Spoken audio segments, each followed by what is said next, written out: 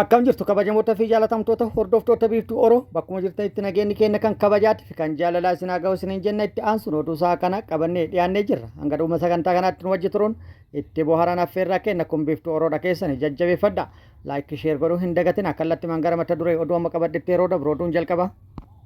Oduu kaaba Itoophiyaa irraa nu geetteen dhukaasni TPLF kaleessa jalqabe har'as itti fufee oolee jira. TPLF dhukaasa marsaa kana kan jalqabe qophii gahaa taasisuun qaamolee garaagaraa wajjin yookaan immoo dhaabbilee garaagaraa wajjin qindoomina uumuun akka ta'e dubbatamaa jira. Dabalatoo odeeffannoo kanaa qabannee jirra. Oduun itti aanu pireezidaantii waldaa haakimoota Oromiyaa Dr. Balaa Lataa gaaffiin ogeeyyii fayyaa ifaa fi ifa galaadha jechuudhaan yaada kennee jira. Ogeeyyiin fayyaa immoo guutuu Oromiyaa keessatti har'a hiriira bahuudhaan sagalee dhageessifataa oolanii jiru. Dabalatoo odeeffannoo kanaa qabannee jirra. Oduu olmaa Oromiyaatiin loltoota mootummaatti waraana bilisummaa Oromoo gidduutti Oromiyaa bakkoota garaagaraatti gaggeeffamaa jiru akkuma itti fufeetti jira. Waraanni bilisummaa Oromootii fi loltoonni mootummaa har'as bakkoota garaagaraatti lola gaggeessanii jiru. Lola bakkoota garaagaraatti gaggeeffamaa oolee irratti waraanni bilisummaa Oromoo injifannoo argadhe jedhee jira. Guutuu odeeffannoo kanaa isiniin geenna. Oduu biyya alaatiin Ameerikaan Iraan irratti haleeluuf qophiin xumuramuu akkasumas yeroo marii Iraan xumuramaa jira jechuudhaan Iraaniif waamicha marii taasisuun dhagahamee jira. Guutuu isallee qabannee jirra. Guutuun oduu walduraa duubaan akka itti aanu kanatti isiniif dhiyaata. Oduu kaaba Itoophiyaa irraa nu geetteen kaaba Itoophiyaa lixa Tigraayitti walitti dhukaasni jalqabe har'as itti ooluu maddeen odeeffannoo garaagaraa gabaasanii jiru. Humnoonni TPLF haleellaa kana kan jalqaban qindoomina dhaabbilee garaagaraa yookaan qaamolee garaagaraa waliin uumuudhaan akka ta'es himamaa jira. TPLF humnoota Eertiraatii fi akkasumas hidhattoota naannoo Amaaraa muraasa waliin ta'uudhaan waliigaltee uumuudhaan haleellaa kana kan jalqabe akka ta'e kan himamaa jiru. Haleellaa jalqabameen humnoonni TPLF miidhaa dhaqqabsiifne jechuudhaan kan gabaafataa jiran yoo ta'u mootummaan gama isaati haleellaa TPLF jalqabe kana qolataa jiraatuu fi akkasumas ajajoota waraana TPLF hedduu boojine jechuudhaan gabaasaa kan jiran yoo ta'u guyyaa kaleessa humna qilleensaa deeggaramuudhaan dirooniidhaan haleellaa raawwatuun gabaafamee jira. TPLF gama isaatiin Walqaayitti Xagadee to'atuuf yookaan deebisee qabatuuf humna guddaa qopheessee akka jiruu fi akkasumas gareedhaan garaagaraa waliin tokkummaa yookaan qindoomina uumuudhaan haleellaa raawwataa kan jiru ta'ullee gabaafamee jira. Lolli naannoo Oromiyaatii fi naannoo Amaaraatti deemaa jiru furmaata otoo hin argatin lolli kaabaa marsaan biroo deebi'ee ni jalqaba akka ta'u taate biyyattii irratti kufaatii hamaa dhaqqabsiisuu danda'a jechuudhaan hedduun sodaa qaban ibsanii jiru. Keessattuu dinagdeen biyyattii burkutaa'uun qaala'insa jireenyaa hamaa dhaqqabsiisuu akka danda'u hedduun tilmaamanii jiru. Oduun itti aanu pireezidaantii waldaa haakimoota Oromiyaa Dr. Balaa Lataa gaaffiin ogeeyyii fayyaa ifaa fi ifa galaadha jedhee jira. Kaffaltii hojii sa'aatii dabalataatiin wal qabate ogeeyyiin fayyaa Oromiyaa guutuu Oromiyaa keessatti haala jedhamuu danda'uun har'a hiriira bahuun mormii gaggeessanii sagalee isaanii dhageessisanii oolanii jiru. Isa kana wal qabatee pireezidaantii waldaa haakimoota Oromiyaa Dr. Balaa Lataa guyyoota dura gaafii keenya haa tikfannu jechuun ergaa isaanii dabarsanii turan. Ergaa dabarsan keessaa tokkoffaa seerri mootummaa mirga hojjettootaa eeguuf baase haa eeggamu yookaan haa kabajamu jedhee jira. Lammaffaa biyya takka keessa ogeessi lama hin jiru walqixxummaan haa eeggamu yookaan haa jiraatu jechuudhaan gaafii isaa yookaan yaada isaa dabarsee jira. Sadaffaa olaantummaa seeraa malee olaantummaa namootaa hin fudhannu jedhee jira. Afuraffaa qajeelfamoonni bahanii hojiitti haa hiikaman kanaafanis haa ba'an gaafiin keenya kanuma jechuudhaan gabaabsa yaada isaa dabarsee jira. Kanaan ala ajandaa nama buusuu ajandaa nama muuduu hin qabnu suni abbaa qaba jedhee jira. Kana jechuun isaa gaafiin ogeeyyii fayyaa Oromiyaa akkuma inni jedhe ifa galaadha. Mirgi ogeeyyii fayyaa naannolee biroo kabajame mirgi ogeeyyii fayyaa naannoo Oromiyaa immoo gadi qabamuun waan hin taane kaffaltii ogeeyyii fayyaa naannoo birootiif kaffalamu haaluma ogeeyyii fayyaa naannoo birootiif kaffalamuun naannoo Oromiyaatiifis kaffalamuun dirqama. Mootummaan gaafii isaanii deebisuu qaba jechuudhaan yaadni itti kennamee jira. Oduun itti aanu oduu olmaa Oromiyaati. Oduu olmaa Oromiyaatti lolli loltoota mootummaatti waraana bilisummaa Oromoo gidduutti deemu akkuma itti fufetti jira. Loltoonni giddugala Oromiyaa kaaba shawaa aanaalee garaagaraatti fi akkasumas lixa shawaatti lola har'aa fi kalee deemaa jiruun waraanni bilisummaa Oromoo injifannoo gurguddaa argadhe jedhee jira. Mootummaan humna guddaa kaaba shawaatii fi akkasumas lixa shaggaritti duula waraana bilisummaa Oromoo balleessuu gaggeessaa jira. Kaaba shawaatti fi lixa shaggaritti humni guddaan kan bobbaafamee fi ooppireeshinii gaggeessaa kan jiru yoo ta'u, waraanni bilisummaa Oromoo immoo tooftaalee garaagaraa gargaaramuun humna guddaa mootummaan waraana bilisummaa Oromoo balleessuu fi bobbaasee kana irratti miidhaa guddaa dhaqqabsiisaa jiraachuu beeksisee jira.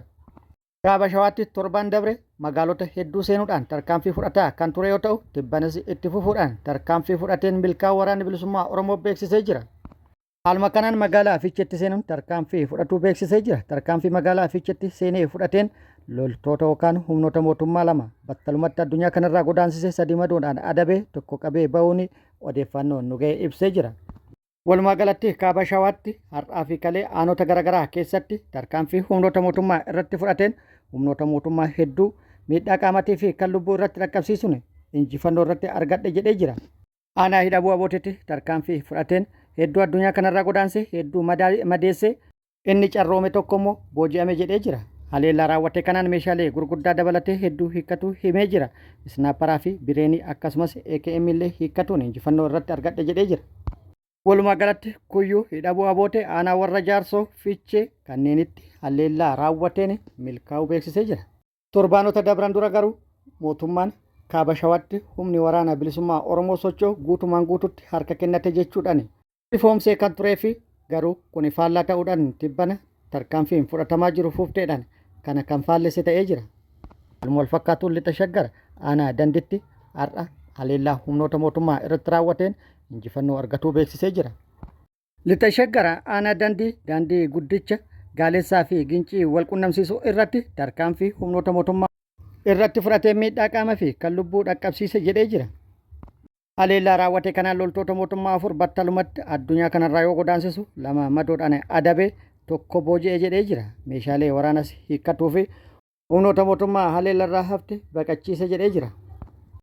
Akkasumas waraanni bilisummaa Oromoo lixa Oromiyaa aanaa Baabboo Gambeelitti guyyaa har'aa haleellaa raawwatee jira. Bakkoota garaagaraatti haleellaa kan raawwate yoo ta'u, bakkoota lamatti haleellaa raawwate miidhaa guddaa dhaqqabsiisuun injifannoo boonsaa galmeessa jedhee jira. Waraanni bilisummaa Oromoo haleellaa raawwateen hedduu hojiin ala taasisuu fi hedduu addunyaa kanarraa godaansee hedduu madeessuun kan booji'es baay'ee fi meeshaalee waraanaa hedduus hiikkadhe jechuudhaan ibsee jira. Gama mootummaatti bakkoota lolli itti gaggeeffame kana walqabatee odeeffannoo argachuu hin dandeenye. Oduu biyya alaatiin yeroon Iraan dhumataa jira kan jedhe pirezidaantii Ameerikaa Doonaald Tiraamp. Waldura dhaabbannaan Ameerikaa fi Iraan cimee itti fufee jira. Pirezidaantiin Ameerikaa Doonaald Tiraamp gama kaaniin haleellaa raawwachuuf qophii xumuraa jira. Gama kaaniin immoo yeroo marii keetii xumurame jechuudhaan Iraanin doorsisaa jira. Iraan gara mariis dhuftee dhufuu baattes Ameerikaan haleellarraa waan ooltu hin fakkaatu. Doonilee gurguddaa xayyaara baadhatan hedduu gara baha giddu galaatti geessuudhaan Iraanitti marsuudhaan dooniiwwan kunneen bakka Iraan irratti haleellaan raawwatamu irra gahan jechuudhaan himamaa kan jiru yoo ta'u, yeroo ammaa kana haalonni haleellaan akka raawwatamu yookaan akka jalqabu agarsiisan hedduun mul'ataa jiru yookaan tahaa jiru jechuudhaan maddeen odeeffannoo garaagaraa gabaasaa jiru. Kanneen keessaa neetwoorkiin isa tokko yoo ta'u, neetwoorkiin baha giddu galeessatti akkaan jeeqamaa jiraachuu fi bakkoota tokko tokko irraa badaa jiraachuun kan kanaan wal qabate jedhamee jira. Kun akkuma jirutti ta'ee pirezidaantiin Ameerikaa Doonaald Tiraamp Iraan sagantaa niikuleeraa ishee irratti mari'achuuf yeroon jalaa dhumaa jira jechuudhaan akeekkachiisee jira. Akeekkachiisni kunis kan laatamaa jiru yeroo waraanni Ameerikaa naannawa galfii sochii cimsetti. Dooniin waraana Ameerikaa Armaadaa jedhamu saffisaan humna guddaan imalaa jiraachuu Tiruus Sooshaal irratti barraa'ee jira. Waamicha marii Doonaald Tiraamp Iraaniif dhiyeesse ilaalchisee Iraanis deebii kennitee jirti. Waamicha kanaaf deebii kan kenne UN'tti ergamaa Iraan Teheraan marii kabajaa fi akkasumas fedhii waliinii irratti hundaa'eef qophiidha jedhee jira. Yoo dhiibamte garuu haala akkana dura hin turre deebii akka kennitu dubbatan. Gara biraatiin Doonaald Tiraamp kana dura mormitoota Iraan mormii uummataa keessaa qooda fudhatan akka baraaran dubbatanii turan. Hiriira mormii Iraan keessatti gaggeeffamaa tureen wal qabatee akka gartuun mirga namoomaa US keessa buufate ibsetti namoonni 6,000 ta'an akka ajjeefaman yookaan mormii irratti akka lubbuu dhaban gabaasee jira. Namoota hiriira mormii irratti ajjeefaman jedhan kana Ameerikaan akka sababaatti godhachuudhaan haleellaa Iraan irratti raawwattuu fi balbala kan banee fi akka ta'etti yaaddee jirti. Kanas ta'ee san olis ta'ee gadi haleellaan Iraan irratti raawwatamu waan hafu hin fakkaatu. Kabajamoota fi jaalatamtoota hordoftoota biiftuu Oroo oduun ammaaf qabadde kan hanga ammaa kana guutuu oduu wajjin isin wajjin ka ture ani Bariisoo Ganamooti. Hanga yeroo itti aanutti deebinee wal agarrutti nageenyi Rabbi isiniif haa baay'atu. Nagatti nu turaan immoo hawwii kennaa. Hanga yeroo itti aanutti deebinee wal agarrutti nagatti nu turaa.